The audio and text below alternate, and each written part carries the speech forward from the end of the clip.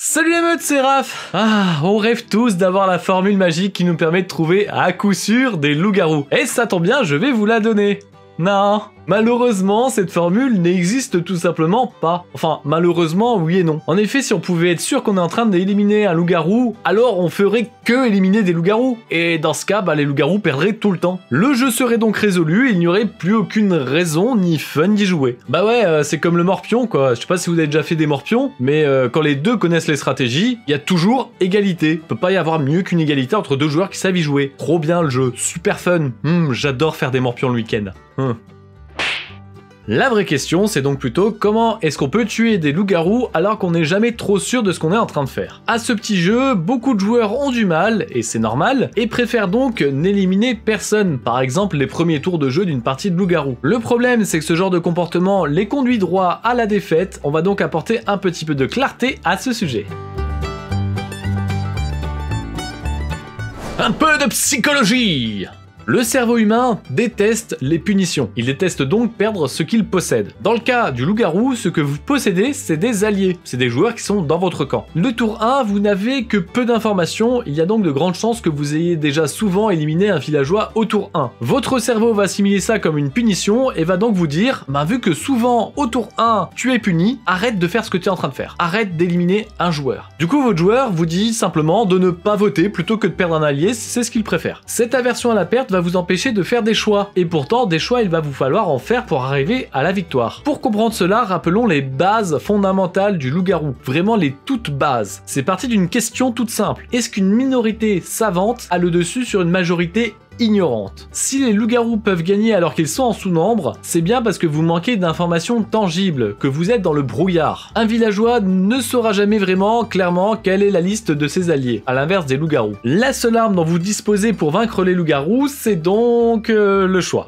À chaque moment où vous avez la possibilité de choisir, il vous faut mieux choisir que ne rien faire. Si on reprend l'exemple de ce fameux tour 1, si vous choisissez dès le début de ne voter contre personne, les loups-garous n'ont pas à se sentir menacés, ils n'ont pas à se défendre, ils n'ont pas à lancer des attaques contre quelqu'un d'autre, donc ils ne vont pas s'exposer. Ils n'ont d'autant moins d'intérêt de s'exposer que les joueurs innocents vont dire « ça sert à rien de voter, on n'a pas d'informations ». La nuit, ils n'auront qu'à tuer quelqu'un, la journée suivante, on n'aura qu'une seule information, c'est l'identité de la personne qui est morte, mais on n'aura pas d'identité des gens qui sont autour de la table. Et ils auront qu'à jouer le même numéro que vous. Vous n'aurez alors pas plus d'informations que la journée précédente, mais vous aurez quand même perdu un allié gratuitement durant la nuit à cause de l'attaque des loups-garous. A l'inverse, si vous aviez forcé pour essayer d'éliminer quelqu'un, les loups-garous auraient soit essayé d'appuyer votre accusation de façon à éliminer un gentil, soit de se défendre entre eux, ou peut-être pas entre eux, de façon à ne pas perdre un des leurs. En faisant ça, vous allez provoquer une réaction en chaîne qui va faire pleuvoir des informations, peut-être pas fortes, mais très nombreuses. À chaque fois que vous refusez de faire un choix, c'est donc des dizaines d'informations que vous perdez. Au final, à ne pas vouloir prendre le risque de perdre un allié, vous le perdez quand même, et vous perdez bien plus à côté. Cependant, ce n'est pas bien tangible tout ça, le cerveau humain a du mal à le percevoir, il a du mal à l'interpréter car ce n'est pas quelque chose de très réel. Il n'arrive pas à comprendre qu'il a perdu beaucoup de choses, d'autant plus que ce n'est pas provoqué par vos choix à vous, donc il ne vous punit pas. Certains profils psychologiques ont plus de facilité à percevoir ces choses non palpables, ils vont réussir à les intégrer à leur jugement pour prendre des décisions en fonction de ces informations. Mais le non palpable, ça ne fait pas l'affaire de tout le monde, il y a d'autres profils psychologiques qui ont un petit peu de mal avec, et on va voir si vous faites partie de l'un de ceux-là et comment y remédier. Ne pas faire de choix à cause des peurs.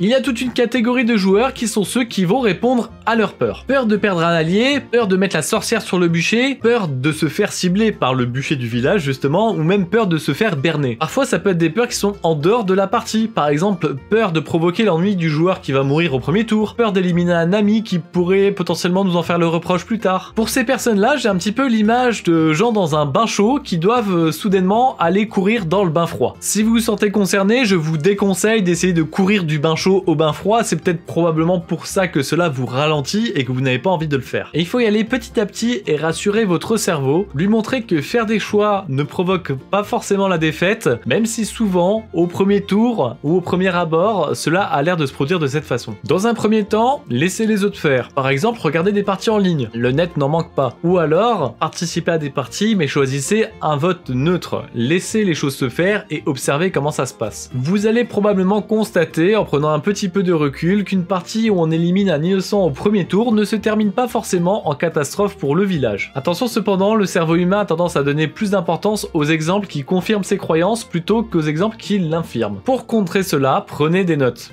Je sais que c'est un petit peu chiant, mais disons que c'est la partie un petit peu obligée pour vous forcer à voir les choses telles qu'elles sont. À chaque partie où les gens votent au premier tour, notez si les joueurs ont éliminé un loup-garou et notez si la partie a été perdue par le village. Par la suite, participez vous-même, dans un premier temps timidement, au vote. Pour cela, choisissez un joueur et suivez tous ses votes. Notez juste sur un bout de papier comment se déroule la partie à chaque fois. Vous constaterez probablement d'un taux de victoire qui reste assez proche des 50%, voire même qu'il le dépasse. Cela signifie que lorsqu'on prend la peine d'éliminer les gens au premier tour, cela ne garantit pas forcément une victoire des loups-garous, même si vous avez plus de chances d'éliminer un innocent. Et en fait, en donnant un chiffre, un objectif à atteindre que vous avez réussi à atteindre, ce fameux 50%, cela va récompenser votre cerveau. Il va vous dire « Ah mais en fait, éliminer au premier tour, ça ne change rien. Ça permet à la partie d'avancer, mais ça ne garantit pas une victoire des loups-garous. Donc, finalement, pourquoi est-ce que je ne le ferai pas ?» À ce moment-là, peut-être que vous serez encouragé, et peut-être même que vous commencerez à prendre les devants lors des votes, et que vous direz aux autres « Non, il faut voter au premier tour !» Ne pas faire de choix à cause de la logique.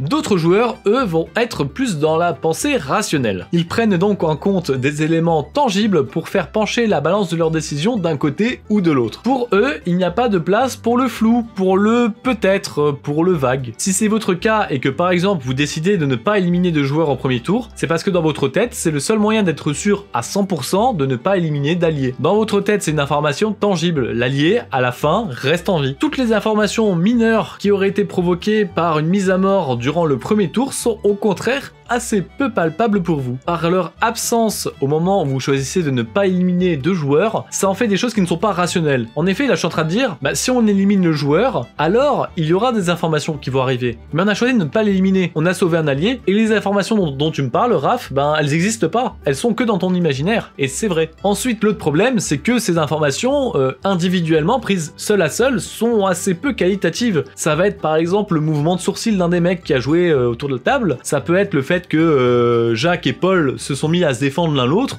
c'est des informations mais qui n'apportent rien de 100% concret. C'est des choses qui doivent être mises ensemble sur la longueur, sur la durée, pour réussir à avoir un tableau net et précis. Et ça, la pensée rationnelle, elle déteste. Elle veut quelque chose de clair. La pensée rationnelle, ce qu'elle veut, c'est temporiser un maximum pour que la voyante nous donne sur un plateau d'argent le plus de loups-garous possible. Qu'on puisse pointer quelqu'un du doigt et dire « Lui, c'est sûr, il est loup-garou ». Mais ça se passe jamais comme ça. Si c'est votre cas, alors je vais aussi vous demander de prendre un stylo, même si je pense que pour vous c'est déjà un petit peu moins relou que pour les précédents, et prenez le même genre de notes. À chaque partie, prenez une décision plutôt que de choisir de ne pas voter, et prenez des notes sur est-ce que on a éliminé un loup-garou ou pas au premier tour, et est-ce que les villageois à la fin de la partie ont perdu ou pas. Avec ça, vous pourrez faire des stats et constater qu'au final, ce choix du premier tour, certes il fait avancer la partie dans un sens ou dans l'autre, mais pas toujours dans le sens qu'on imagine. Mais vous, contrairement au profil précédent, votre but c'est pas de vous rassurer. Votre but c'est de collecter des informations pour alimenter votre système de pensée, et des informations où vous pouvez en choper d'autres. Par exemple, si un innocent a réussi à trouver un loup-garou au premier tour, allez lui demander comment est-ce qu'il a fait. Les autres joueurs qui l'ont suivi, allez leur demander pourquoi est-ce que vous avez suivi ce call. Est-ce qu'il vous a convaincu, et si oui, pourquoi. À l'inverse, quand les gens se sont trompés, essayez de comprendre pourquoi ils se sont trompés. Mais surtout, essayez de voir s'il y a une corrélation entre la victoire du village et cette action du premier tour. Vous allez vous rendre compte qu'en fait, pas tant que ça. C'est pas genre, au premier tour on a éliminé un innocent, donc dans 80% des cas les loups-garous vont gagner. Vous allez rester dans cette espèce d'alentour de 50-50 de taux de victoire entre les loups-garous et les villageois. Si cela vous amuse, vous pouvez rajouter par exemple, dans cette partie, les joueurs forts étaient dans tel camp. Et peut-être que vous retrouverez une corrélation plus forte entre le fait que les gros joueurs étaient du côté du village quand le village a gagné, ou du côté des loups-garous quand les loups-garous ont gagné, que le fait d'avoir voté au premier tour. Juste gardez un truc en tête, il y a plus de tours de jeu qu'il n'y a de loups-garous dans la partie. Enfin, normalement, si le MJ fait bien son taf. Du coup, vous avez le droit à l'erreur, et cette erreur, elle est un passage souvent obligé pour réussir à atteindre la victoire dans une partie de loup-garou. Le loup-garou, c'est faire des choix avec une dose constante de risque. Vous avez tout un camp qui se dédie à vous empêcher de choper des informations claires, donc c'est normal que vous en ayez assez peu. Par exemple, très peu souvent, vous serez sûr de votre coup lorsqu'on vous proposera d'utiliser votre pouvoir de chasseur, et pourtant il est primordial de le faire. Il est cependant difficile d'avancer dans le flou, et ce chaos fera bien souvent l'affaire des loups-garous. L'étape suivante, c'est d'être capable de profiter de ce chaos. Le chaos serait un peu ma spécialité, et je vous en parle dans cette vidéo. Et le village s'endort.